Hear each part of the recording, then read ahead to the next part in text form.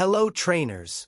Have you ever wondered what your life would be like if Pokemon battles existed in real life? This is something that always gets stuck in my head. The logistics of the Pokemon universe. So today's video is about the daily routine of a regular guy, working a normal 9-to-5 job. But in a world where Pokemon battles actually exist. But before we start, if you want to help the channel grow, consider subscribing. For you it's just one click. But for me it means the world. So I wake up in the morning next to my Lopunny. And don't judge me. If you watched my previous video, you know why.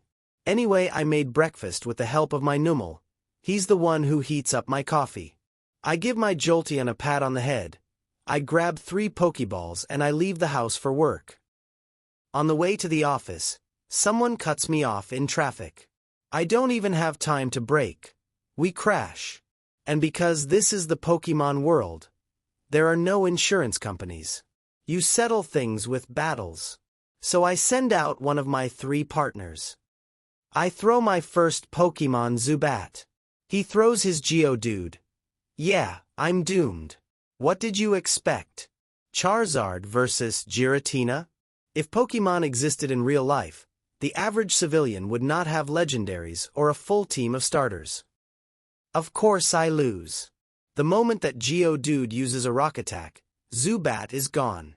So I send out my second Pokemon Buizel. And yeah, his Geodude didn't stand a chance. Then he sends out a Vileplume. I was actually shocked. With a Pokemon like that, he must be some high-level office administrator or something. I knew I was doomed, because I had Buizel on the field. And the last Pokemon in my team was another Geodude that I only brought to work to use as a footrest under the desk. I lose again, and now I have to pay for the damages to the cars. So I stop at a Pokemon Center, heal my team, and finally make it to the office. I work the whole day normally, and during my lunch break I go eat with a colleague who I've had chemistry with for a while.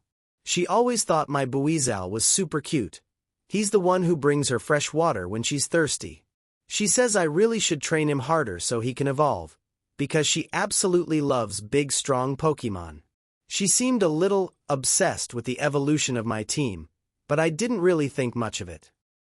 But when the day ends, my toxic boss wants me to stay late.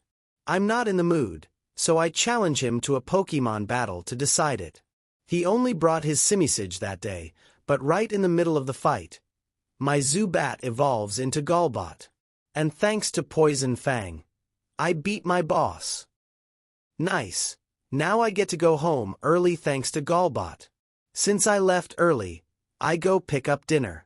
There's this great restaurant near my place where they serve grilled Magikarp with Oddish leaf salad.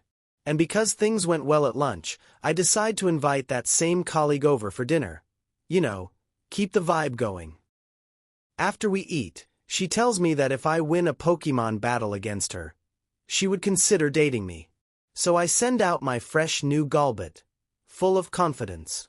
She throws her Pokeball and I see a massive silhouette forming.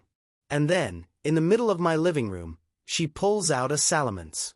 That's when I realized, this woman is way out of my league. Of course she wins, and she leaves my house knowing I am a low-level trainer. At least at the end of the day, I always still have my female Lopunny. Again, don't judge me. Technically there are no official laws about Pokemon relationships. If you enjoyed this video, comment below what you think. And never forget, the world could use more trainers.